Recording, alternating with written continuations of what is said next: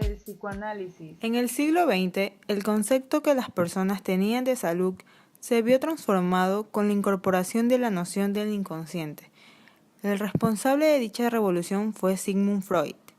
Sigmund Freud, más conocido como el arqueólogo de la mente, fue un médico neurólogo austriaco de origen judío. Nació en Viena, Austria, en el año 1856. Los estudios y la medicina fueron una constante en su vida, llegando a dominar 6 idiomas, entre ellos el castellano. En sus estudios de medicina destacó su desinterés por la patología orgánica. Estudió con más o menos agrado, pero le fascinó todo lo relacionado con la mente y la psiquiatría. Freud había llamado mucho la atención en la comunidad científica por sus investigaciones que proponían el uso de la cocaína como medida terapéutica de anestésico y estimulante. Freud trabajó algunos años en el Hospital General de Viena, atendiendo toda clase de pacientes con distintos desórdenes nerviosos. La sociedad que a finales del siglo XIX y comienzos del siglo XX era una sociedad cientificista. Las personas creían que los seres humanos podían explicarse mediante fórmulas químicas y físicas. La gente de esta época creía que todo trastorno podía curarse por medio de la medicina o una intervención quirúrgica. Por eso las personas que supuestamente se encontraban bien, aunque padecían trastornos psicológicos, eran tomados por mentirosos y eran sometidos a tratamientos que eran una verdadera tortura. Por eso en el año 1886 abrió una clínica para estudiar estos desórdenes nerviosos. Así en 1899 publicó La interpretación de los sueños. Freud estudió la histeria y la neurosis. Él creía que las personas que padecían estos males no estaban fingiendo, sino que era provocado por un problema físico en el cerebro. Debido a todo esto, Sigmund Freud elaboró el psicoanálisis, un método para poder acercarse a las personas a través de las palabras. La utilización de la hipnosis. Su paso a la psicopatología se produjo cuando conoció a Charcot, un médico especializado en enfermedades nerviosas que practicaba la hipnosis para curar a enfermas de histeria en un hospital de París. Fue allí donde pudo observar cómo unas mujeres paralíticas con síndrome histérico se levantaban durante la sesión de hipnosis de Charcot. Freud procuró aliviar los síntomas de la histeria utilizando la hipnosis y electroimanes, pero pronto comprobó que las curas así logradas eran temporales. ¿Qué es el estado hipnótico? Es un estado mental provocado artificialmente en el que existe una disminución de conciencia. En el estado hipnótico, la mente está en un alto grado de sugestionabilidad, por lo que acepta las sugerencias del hipnotizador. El electrocefalograma de una persona hipnotizada es diferente al de una persona despierta o dormida en un sueño natural. Conceptos del psicoanálisis. Sigmund Freud formulaba que el psiquismo está formado por los sistemas del consciente, el preconsciente y el inconsciente. ¿Qué es el inconsciente? Es la zona sumergida de nuestra vida mental, de la que el sujeto no es directamente consciente. Está constituido por contenidos reprimidos que buscan regresar a la conciencia o bien que nunca fueron conscientes, y su cualidad es incompatible con la conciencia. En el lenguaje del inconsciente, los procesos son ilógicos e irracionales. Las personas conscientes siguen las leyes de la lógica y la racionalidad, mientras que los inconscientes están regidos por el principio del placer. Contenidos del inconsciente. Los contenidos del inconsciente son deseos, fantasías sexuales o agresivas que podrían hacerse conscientes, inconsciente latente o inconsciente reprimida. Los sueños y los procesos del inconsciente. En el sueño asistimos al trabajo fundamentalmente de los procesos inconscientes. Las imágenes y narraciones que tenemos son instrumentos que utiliza el inconsciente para mostrar sus deseos reprimidos, es decir, un contenido latente. Los sueños revelan en forma simbólica un sentido o intención, siendo manifestaciones desviadas de impulsos insatisfechos. La interpretación del significado del sueño no debe ser realizada por el psicoanalista, sino por la propia persona que lo soñó, a través del método de las asociaciones libres. ¿Qué son pesadillas? Freud asimismo afirmó que las pesadillas, así como el resto de los sueños, salen de forma simbólica. Los contenidos del inconsciente tienen relación con las experiencias vividas. Cuando el deseo inconsciente que pugna por abrirse paso al sueño conmueve interesantemente la censura de lo preconsciente.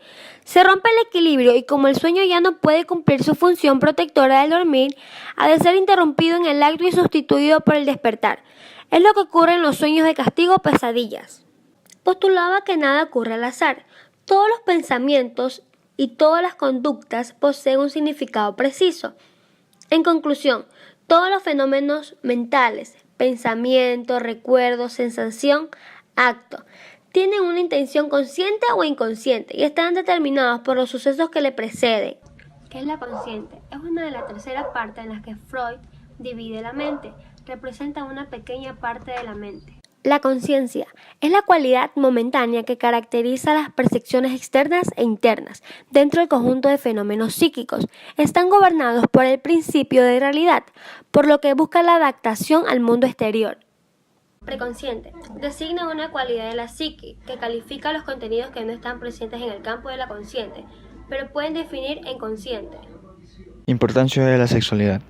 Junto con su amigo Breuer, Freud tuvo ocasión de tratar con su clínica de Viena enfermos mentales que padecían trastornos relacionados con experiencias dolorosas de la infancia de naturaleza sexual. Es el caso de Anna O, que tenía desmayos, taquicardias y problemas cutáneos, y que gracias a la hipnosis Freud localizó su causa de los abusos sexuales infantiles padecidos. A partir de este caso, Freud subrayó la importancia de la sexualidad y de las pulsiones en la vida mental, y estableció una serie de etapas en el desarrollo sexual. ¿Qué son las pulsiones? El concepto fundamental en la teoría freudiana es la pulsión. Se denomina pulsión a las fuerzas derivadas de la atención en el ser humano y las necesidades del ello. En este sentido, las pulsiones se ubican entre el nivel somático y el nivel psíquico. Inicialmente Freud diferenció dos tipos de pulsiones: pulsión sexual o de vida, eros, y la pulsión de muerte, tánatos. Para él, el psicoanálisis, el impulso sexual tiene unas acotaciones muy superiores a lo que habitualmente se considera como sexualidad. La libido es la energía pulsional y puede presentar diferentes alternativas según esté dirigida a los objetos: libido objetal, o bien se dirija al propio yo, libido narcisista. El desarrollo de la sexualidad. Freud aportó asimismo una visión evolutiva respecto a la formación de la personalidad al establecer una serie de etapas en el desarrollo sexual. La sexualidad adulta es el resultado de un complejo proceso de desarrollo que comienza en la infancia. Pasa por una serie de etapas ligadas diferentes en funciones y áreas corporales, y se corresponden con distintas fases en la relación del niño con los adultos, especialmente con sus padres. En cada una de las etapas el fin es siempre común: la consecución del placer sexual que apacigua las tensiones de la libido. La diferencia entre cada una de ellas está en el objeto que proporciona el placer. El niño recibe gratificación intensiva desde diferentes zonas del cuerpo, en función de la etapa en que se encuentra. De este modo, a lo largo del crecimiento, la actividad erótica del niño se centra en diferentes zonas erógenas. Etapa oral. La etapa oral ocupa aproximadamente los 18 primeros meses de vida, y en ella aparecen los primeros intentos por satisfacer las demandas promovidas por la libido. En ella la boca es la principal zona en la que se busca el placer. También es la boca una de las principales zonas del cuerpo a la hora de explorar el entorno y sus elementos, y esto explicaría la propensión de los más pequeños a intentar morderlo todo. Etapa anal. Esta etapa se produciría desde el fin de la etapa oral y hasta los 3 años de edad. Se llama etapa de la fase en la que se empieza a controlar el esfínter en la defecación. Para Freud, esta actividad está vinculada al placer y la sexualidad. Edípica o fálica. Esta fase pulsional duraría entre los 3 y los 6 años, y su zona erógena asociada es la de los genitales. Latencia. Esta fase empieza hacia los 7 años y se extiende hasta el inicio de la pubertad. La etapa de la latencia se caracteriza por tener una zona erógena concreta, asociada y en general por presentar una congelación de las experimentaciones en materia de la sexualidad por parte de los niños, en parte a causa de todos los castigos y amonestaciones recibidas. Genital. La etapa genital aparece con la pubertad y se prolonga en adelante. Está relacionada con los cambios físicos que acompañan a la adolescencia. Además, en esta fase del desarrollo psicosexual, el deseo relacionado como lo sexual se vuelve tan intenso que no se puede reprimir con la misma eficacia que en etapas anteriores. Freud sugiere que dentro de este proceso evolutivo de nuestras capacidades eróticas, algunos conflictos son especialmente centrales. Así, el citado ejemplo de Edipo es un crucial nudo de tensiones. El deseo de apropiarse del primer objeto erótico, la madre, entra en conflicto con la figura paterna, que encarna la autoridad. Sigmund Freud realizó una gran cantidad de aportes a la psicología profunda, entre las cuales destaca su teoría, el complejo de Edipo, como uno de sus pilares que trata sobre el inconsciente y la sexualidad. El nombre se debe al mito del rey Edipo, cuyo relato trata sobre un hombre que sin saberlo mata a su padre Layo y toma a su madre Yocasta como su esposa, con quien tiene 4 hijos. Al enterarse de lo que había hecho, se quitó los ojos y se exilió de Tebas, la tierra de que era rey. Freud denominó al complejo de Edipo como el surgimiento del deseo inconsciente del niño varón por el amor exclusivo de su madre. En ese momento, el niño se comportará de manera hostil con su padre. Complejo de Electra. En el complejo de Electra, la niña sufre de amor hacia su padre y ve a la madre como un contraencante. En este proceso explica la maduración de la mujer. A diferencia del caso de Edipo, el complejo de Electra pasa más inadvertido, ya que la relación entre las niñas y su madre es más estrecha. Estructura de la mente.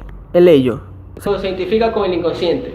Viene siendo la parte más antigua y original de la personalidad. Comprende todo lo que se hereda o está presente al nacer.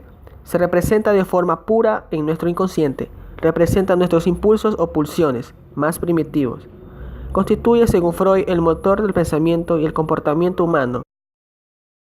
El yo se identifica como el consciente. El yo sigue al principio de realidad, satisfaciendo los impulsos del ello de una manera apropiada en el mundo externo. Utiliza el pensamiento realista característico de los procesos secundarios. El superyo es la parte que contrarresta al ello. Representa los pensamientos morales y éticos recibidos de la cultura. Consta de 2 subsistemas, la conciencia moral y el ideal del yo. Método analítico, la libre asociación. La asociación libre es una herramienta del psicoanálisis a la que dio forma su propio padre, Sigmund Freud. Consiste en evitar al paciente a expresar todo aquello que acuda a su mente durante la sesión, intentando que haya el mínimo número de filtros posibles o de juicios entre lo que piensa y lo que termina compartiendo con el terapeuta. Sigmund Freud fue desarrollando este concepto entre los años 1892 y 1898. Fue sustituyendo progresivamente el método de la hipnosis y de la catarsis, métodos que utilizaba en sus inicios. Esta evolución fue motivada por un fin muy concreto: evitar la sugestión del paciente. Actos fallidos. Son fenómenos tales como el olvido temporal de palabras y nombres conocidos perfectamente por el individuo, equivocaciones en la lectura y escritura. Aparece como resultado del conflicto entre 2 intenciones, siendo una de ellas momentánea o permanentemente inconsciente y la otra consciente. Ejemplo de acto fallido. Una muchacha deja caer varias veces un objeto que recibió como regalo, porque aunque lo recibió con demostraciones de alegría, el regalo en realidad no le gustó.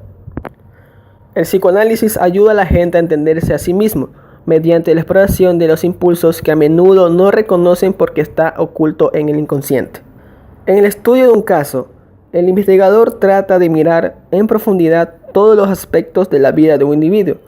Al estudiar cuidadosamente a la persona tan de cerca, se espera que el investigador pueda obtener una perspectiva clara de cómo la historia de esa persona contribuye a su comportamiento actual.